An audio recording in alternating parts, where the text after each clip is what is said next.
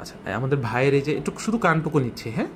আপনারা এই যে দেখেন নর্মাল মানুষের কানের পিছনে, ভাইয়ের যদি আমরা কানটা দেখি, কানের পিছনে একটা বড় ফোলা, এবং এই ফোলাটা এখন যেটা হয়েছে যে এটা পেকে গেছে, হ্যাঁ? এটা অ্যাকচুয়ালি হচ্ছে সেবাসিয়াস সিস্ট। হ্যাঁ, আমাদের কানের গোড়ায় অনেকে দেখবেন কানে হাত দিলে কানের ভিতরে একটা গুটি বাঁধে, ওই গুটিটাই হচ্ছে সেবাসিয়াস সিস্ট।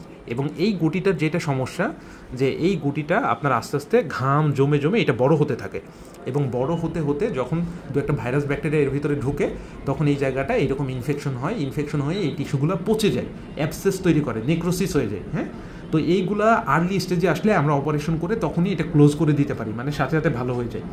বাট যাদের এইরকম ইনফেকশন হয়ে যায়, ইনফেকশিয়াস কন্ডিশনে, এই জায়গাটা তো নরম দুর্বল জায়গা, তাই না?